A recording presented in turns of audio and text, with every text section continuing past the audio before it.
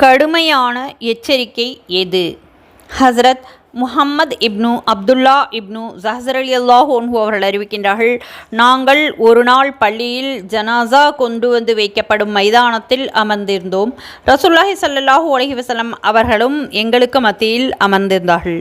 நபி ஸல்லல்லாஹு அலைஹி வஸல்லம் அவர்கள் வானத்தின் பக்கம் பார்வையை உயர்த்தி எதையோ பார்த்துவிட்டு பிறகு பார்வையை தாழ்த்தி கொண்டார்கள்.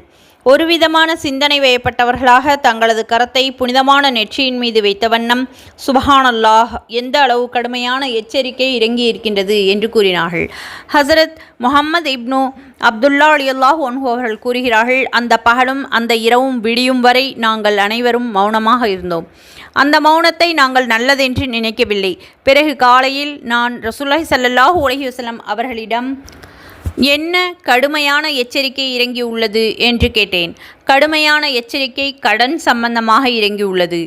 எவனுடைய கைவசத்தில் முஹம்மதின் உயிர் இருக்கின்றதோ அவன் மீது சத்தியமாக, யாரேனும் ஒருவர் அல்லாஹ் தஆலாவுடைய பாதையில் ஷஹீதாகி பிறகு உயிர் பெற்று பிறகு ஷஹீதாகி பிறகு உயிர் பெற்றாலும் அவருக்கு கடன் இருக்கும் பொழுது அவருடைய கடன் நிறைவேற்றப்படும் வரை அவர் சொர்க்கத்தில் நுழைய முடியாது என்று ரசூலுல்லாஹி ஸல்லல்லாஹு அலைஹி வஸல்லம் அவர்கள் கூறினார்கள்.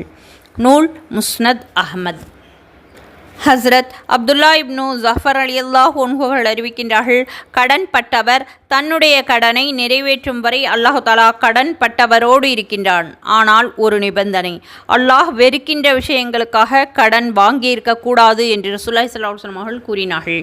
இதை போன்ற ஹதீஸ்களை தெரிந்து கொள்ள நமது சேனலை சப்ஸ்கிரைப் செய்து பிளேலிஸ்டில் சென்று பல வகையான தலைப்புகளில் பயான்கள் இருக்கின்றன. ஒரு நிமிட மதரசா என்ற தலைப்புகளில் துஆக்கள் இருக்கின்றன. அனைத்தையும் பார்த்து பயனடையுங்கள். மற்றவர்களுக்கும் பகிர்ந்து அல்லாஹ் தஆலாவிடத்தில் நற்கூலியை பெற்றுக்கொள்ளுங்கள். ஜஸாக்கல்லாஹு கைரா. அஸ்ஸலாமு அலைக்கும் வரஹ்மத்துல்லாஹி வபரகாத்துஹு.